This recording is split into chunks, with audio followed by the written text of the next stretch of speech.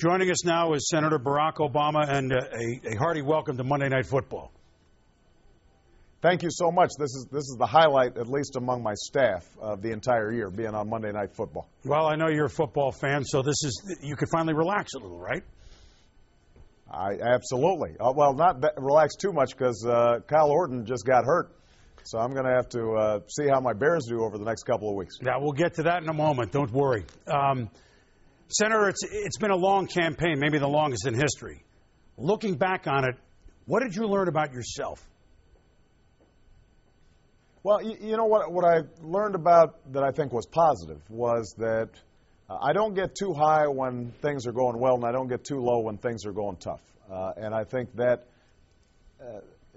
has helped me and the organization stay steady. You know, we just try to run our game plan and don't get distracted too much. And I think that it's served us well. And hopefully, if I should have the honor of serving as president, that'll serve us well at a time when things are pretty tough. We've got a big economic problem out here. We've got 2 wars that are taking place, and hopefully the same kind of organization, the same kinds of steadiness I can bring to bear to the White House.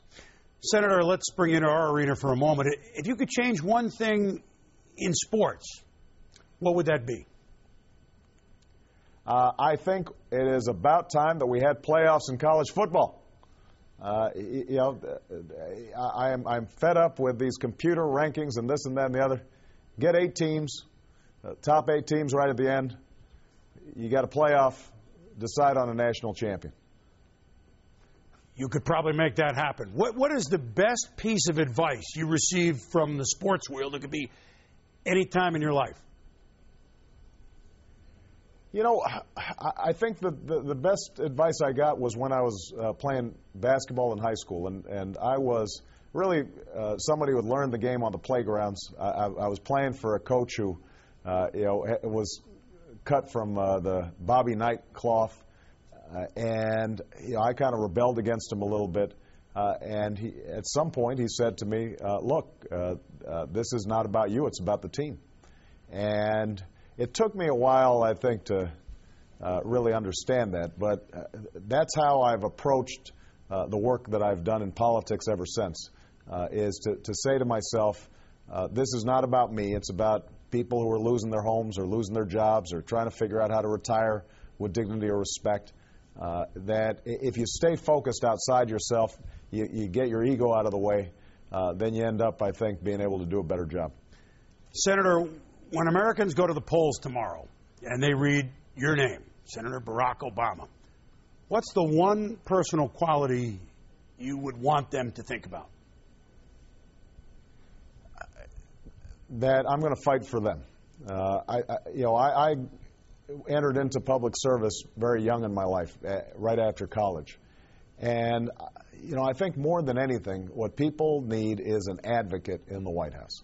They need somebody who is thinking about the truck driver, is thinking about the firefighter or the cop or the nurse or the teacher.